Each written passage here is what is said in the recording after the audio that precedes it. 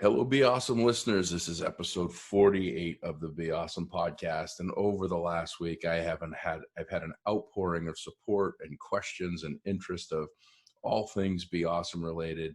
What I'm doing here locally, supporting these great institutions, businesses, and people doing great things through this unprecedented time of the coronavirus, COVID-19.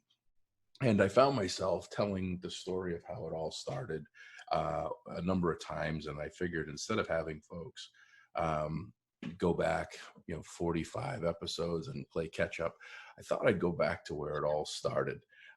It all started back in the late June timeframe of 2018.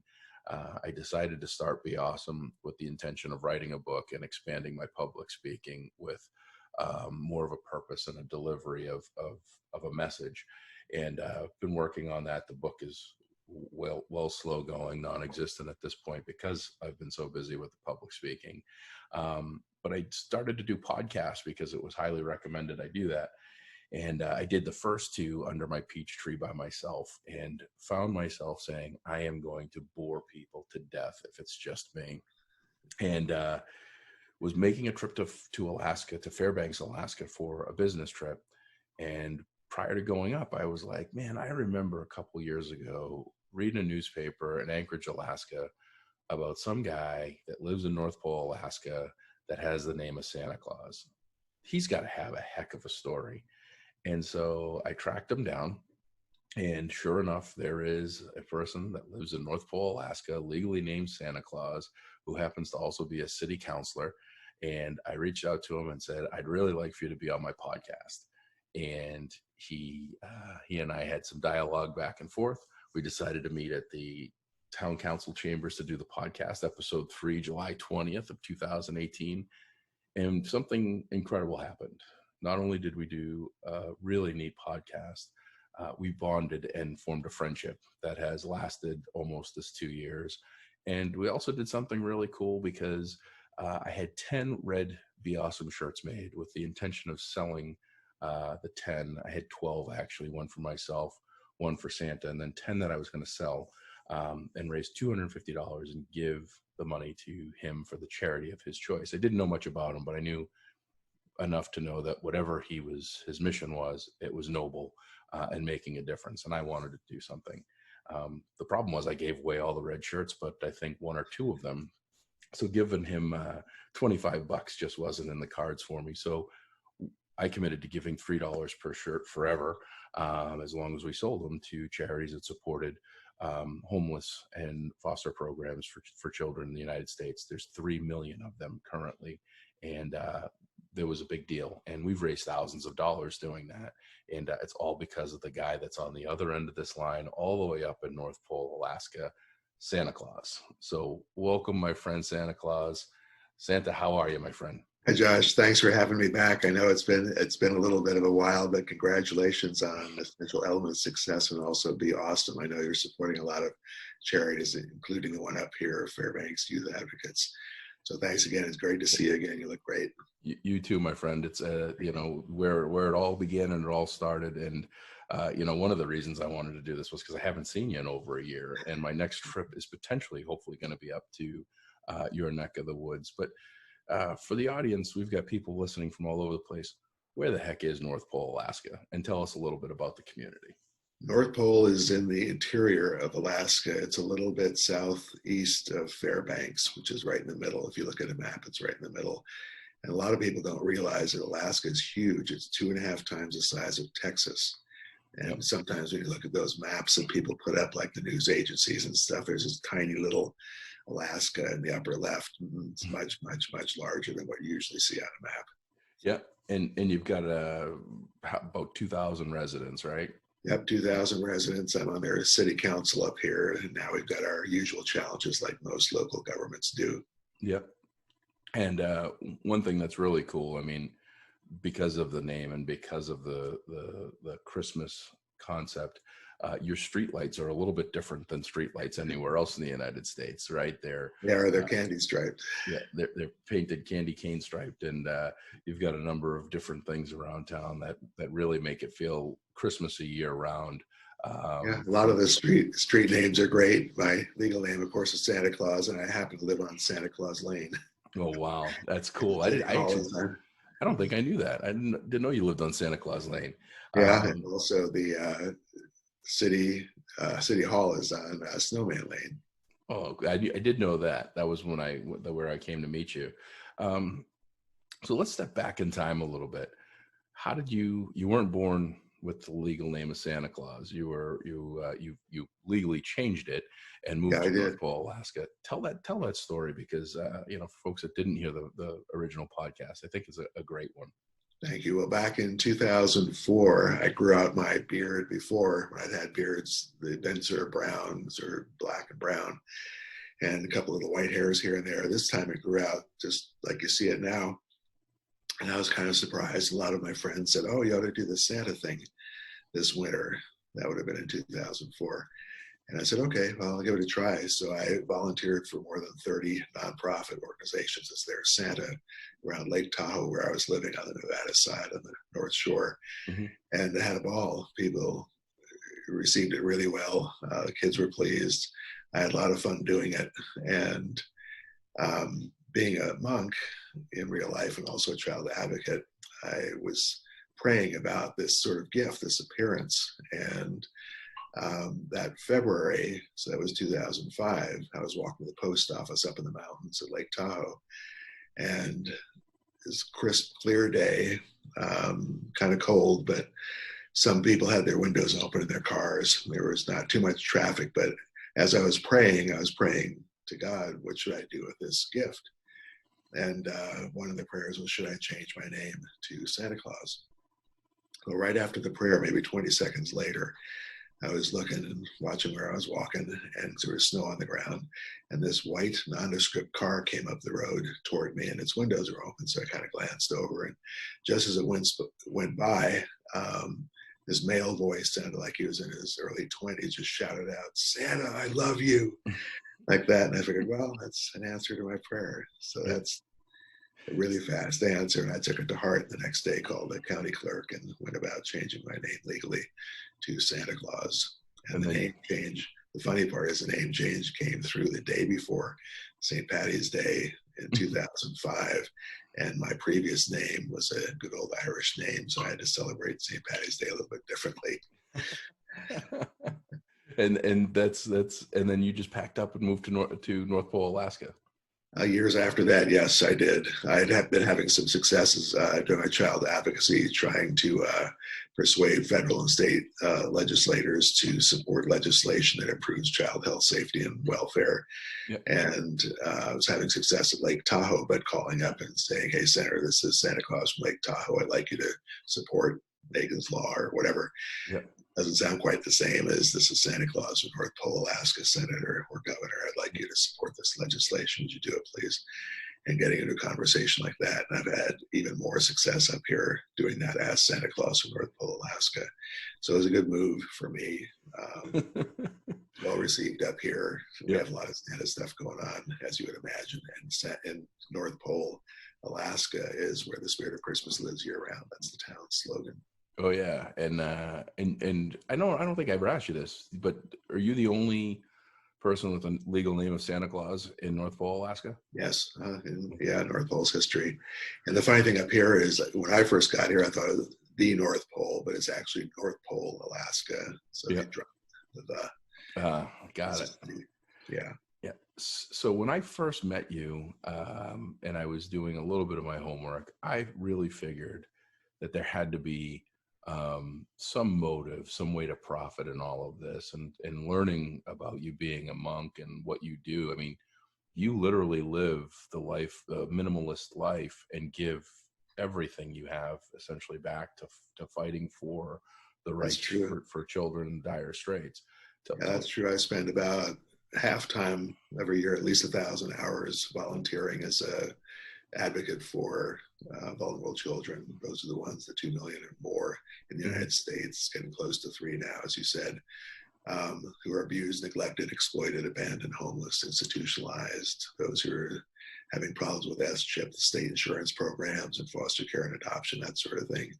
So I spent a lot of time doing that. And as a monk, I took a vow of poverty. So I'm right at the poverty level the way I live. So I don't receive a salary. I just do this as a volunteer. I have my little council job over at the city of North Pole, which is also part-time. Yeah. I mean, you ride the bus. You don't have a car. You're not traveling around Used all to over ride the the city. bus. Now with the coronavirus, even the bus travel is out. But Yeah. you're right, I don't have a car. Yeah. That is amazing. I'm just, when I listened to you the first time, I learned so much about the choices that you've made, the decisions that you make, and the things that you do. And it's just so inspiring that you literally have given so much to those that have so little, and have done it with such commitment to go to the levels that you've gone. Well, you're doing the same thing with Be Awesome. I think most people don't realize how much work you put into Be Awesome. Well, one of those things, those silly sayings. It's not work if you love what you do, and I've loved every minute of it. I mean, honestly, the reality of this being able to, I would have never met you. I would have never gotten to try to climb a 14er with Aaron Ralston, a friend of mine. I would have never met um, Malia in Florida, who started as I think a bookkeeper at $3 an hour at the school district in Pensacola, and now she's a principal and loves what she does. I mean, there's just so many great people that I'm around. And what was amazing with this shirt, which is no plan on the shirt, but when you wear this shirt every day, Sure. yeah, the people that come to you, they typically aren't jerks because they're looking at something that tells them to be awesome. So you have this improved percentage chance of having really, really good people around you. So, it's been a lot of fun to I think do that's this. true. Plus, you and I like to smile a fair amount. And I think people react to that in a good way. Oh yeah, 100%. Well, I mean, there's really not, if you just sit and look at someone and smile at them, it's hard for them to get mad at you. It really is, because they'll either think you're crazy or they think that they're supposed to smile back because it's funny. So, Well, you're up. particularly these days, you want to keep that spirit up. Like you always say, keep the glass, look at it as half full, not half empty, Yep. and look on the bright side of things whenever possible. I mean, you guys have the same problems. I mean, when you talk about the size of Alaska and the magnitude of just the square mileage and everything, not a lot of people. I mean, you get 2,000 residents in your whole hometown, but you guys are battling the same battle we're doing with this coronavirus, right? I mean, you guys have people that sadly have tested positive up there as well. Yeah, that's true. So this is not something. One of the things that this podcast I've been doing for the last week has been really promoting local support for my community, because we've have I think it's up to 29 positive cases in a small town, 27,000 residents. But this is everywhere. And the mindset and the attitude has to be steadfast that we're going to get through this and move forward, and have that optimistic feeling of we're going to get past this. Well, we're supposed to have faith, hope, and charity. Yeah. And also, as you know, I believe the greatest gift, I know you believe it as well, the greatest gift one can give is love, not necessarily presents and things like that. Yep. I think at times like this, when people are stressed and there's not enough money to go around and people are cramped up at home sometimes and the levels get a little bit intense, that it's good to keep in one's mind that love is the greatest gift, and keep that faith, hope, and charity going, because your neighbors, your friends, your family, everybody needs those. Yeah, no, 100%. I'm seeing it. I don't know if you're seeing it up there. I've been home for 19 days and I've seen some shift. I mean, there's still these little waves and bumps in the road of things, but 19 days ago, I came home, I landed off of a flight from North Carolina, and it was the typical bump into people, trying to rush, get in a hurry to go nowhere. Almost, some rudeness and typical stuff. And social media, same thing. There's just a lot of nonsense and noise. And what I found over the last week or two is this shift of support, shift of supporting the smaller business owners that are really struggling in many cases, a shift in support to your friends, people reaching out. I've gotten more messages from people that I haven't heard from in years, on social media that are just saying, hey, just checking in, wanted to see if you are okay, haven't talked to you in a while. One of those things that we often forget, and we just kind of think that people are always there, especially with social media. It's not like a game of telephone like, you and I would play back 30 years ago, when I try to tell my 13-year-old, almost 13-year-old, about how we used to have a phone with an 8-foot cord, and we used to make it go 20 feet to go in our bedroom to have a private conversation. Now you put something on social media and everybody sees it or nobody sees it, and you don't know, but you make assumptions. And there's that real engagement of, one-on-one, people caring and concerning. The system, so the social distance is actually bringing people more together in a lot of different new ways, which I think is really great. I hope you're seeing some of that up where you're at. You have an advantage with that. As you probably recall, I got off of social media more than a year ago. I had about 308,000 followers, and it just got to be too much with the way Facebook rules and all the rest of it were going. It was just too much for me. So I went the other direction and just have my little website at SantaClausNorthPoleAlaska.com. And that's it for me for the time being. So it's a little bit different, but yeah, I remember what it was like, and it is a very useful tool for keeping the community together and friends and people from the past you might have lost touch with. 308,000. That's a lot of followers. That was a long run that you had, and you were putting daily quotes and things on, and totally get your, I can remember your shifting and all that. That was, I think that was a good thing. And I think that, one of the things is you have so much interaction, human interaction in your community. When I was up there, it was like, everybody. And the diner we went to, what was the name of that place? Oh, Little Richards. Little Richards. Yeah, that was fantastic. I had I sent the picture of the omelet that I had with everything on it, including reindeer meat, which that was in some folks' minds was kind of even though you're not, the Santa Claus that everyone thinks of like that, still having Santa Claus with breakfast, having breakfast with Santa Claus and eating an omelet with reindeer sounds kind of funny. So what else are you up to? You doing the city council? You up to anything else up there? You got any city council? I'm thinking of taking all those quotes that I used to post and putting them into a book, perhaps. That'd be great. I think that's a great idea.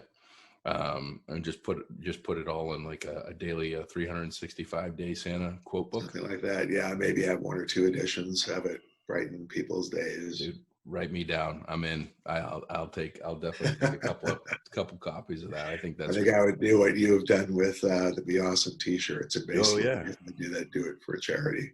Yeah, well, I mean, it's out there, and people are still supportive of things.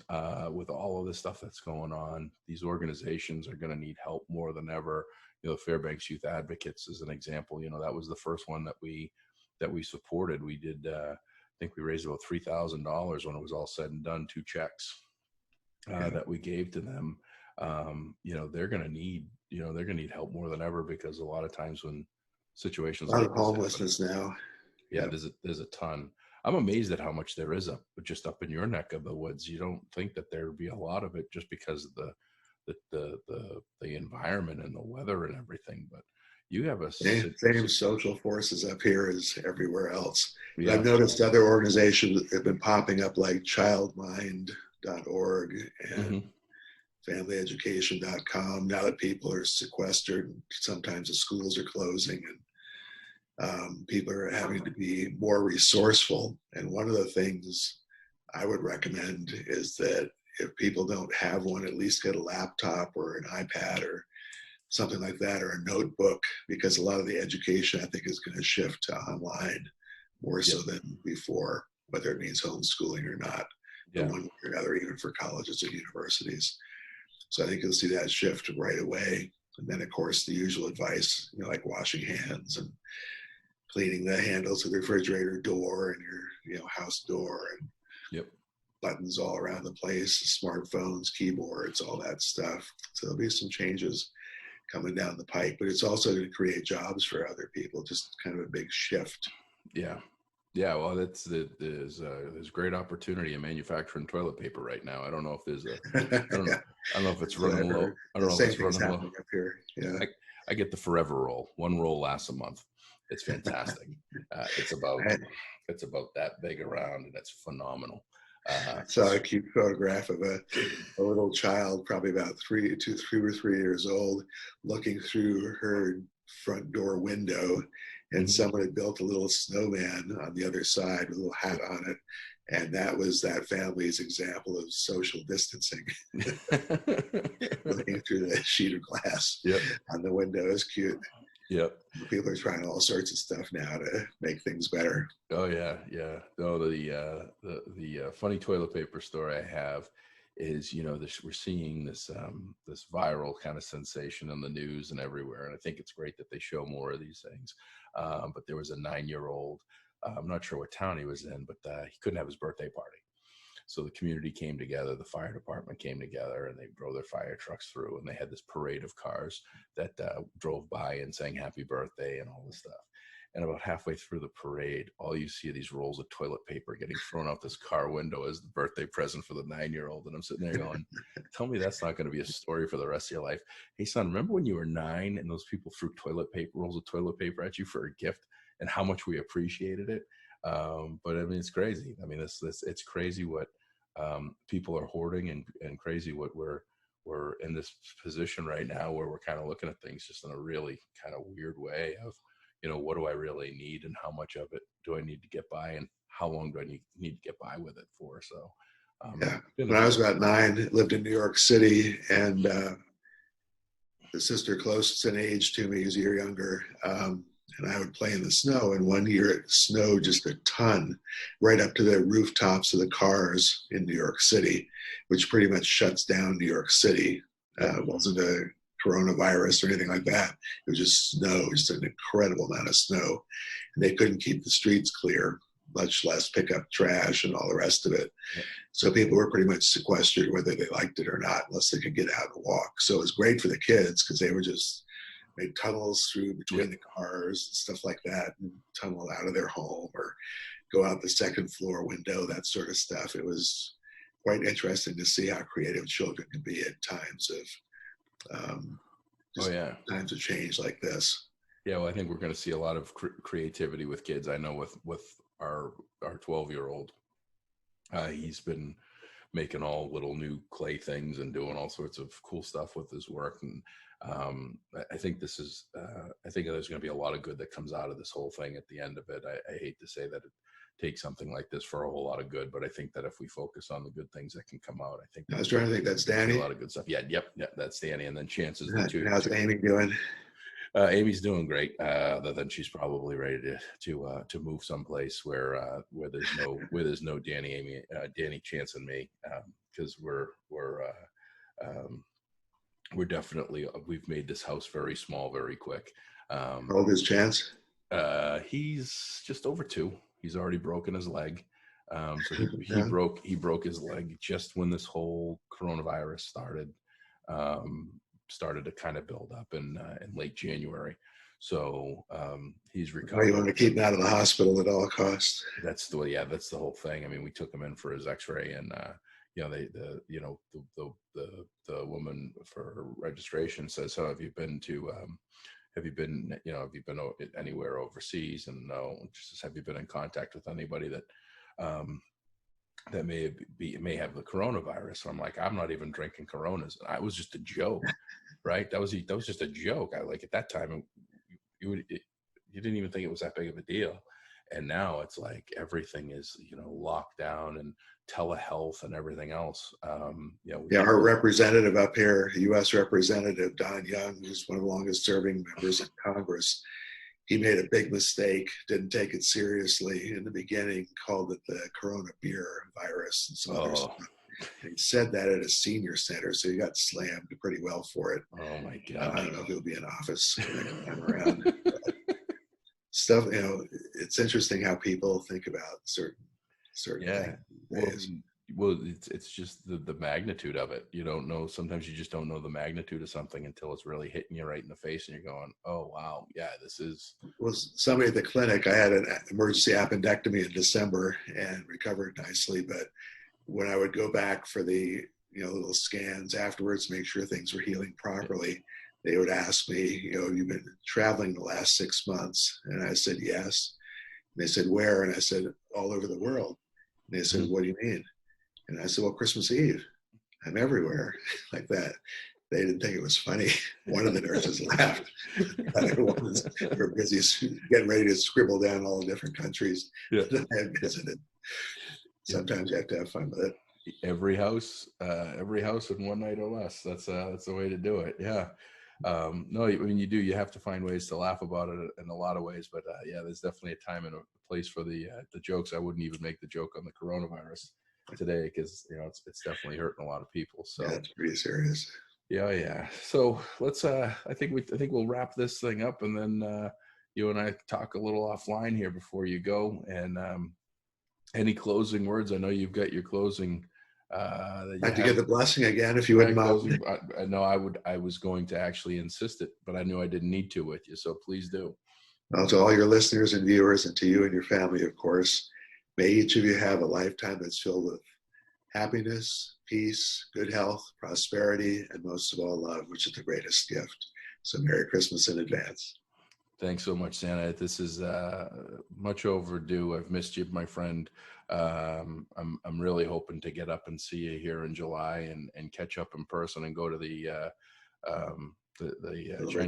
Chinese. Well, no, we got to go to the Chinese food restaurant That's right. For lunch. It was diners, drive-throughs. Was it diners, drive-throughs, and dives? It was the pagoda. The pagoda in North Pole. Yeah, I already profiled it. Yeah. Yeah. If you ever go to North Pole, Alaska, go to the pagoda for lunch and go to Little Richard's Diner for breakfast. Hands down, some of the best eats around. So, thank you, Josh. Thank you, my friend. We will keep up the good work with Essential Elements, and also be awesome. We'll do my best. And to the Be Awesome listeners, we've got some more local great folks coming up this week. Had a couple of days where I took Sunday off, and yesterday we had some timing issues, but I've got the rest of the week filled with some amazing folks that live right here in Easton, Massachusetts, that are making the best that they can with this unprecedented, difficult time in life. And as always, if there's anybody in the Easton area, business owner, non-business owner, just somebody that's keeping optimism and attitude like Santa Claus is, please reach out to me, Josh at Be Awesome. And that's Josh at BEAUSM.com. Send me an email. Let me know when you can do it. And I will have you on here. You can promote your company, product, service, whatever you got going on that you're keeping going, and have a chat with you, because I'd love to do this every single day while we're going through this really tough time, to try to put even just a couple of minutes of lighthearted smiles and thinking on. So in the meantime, if you can be anything, be awesome. Have a great day.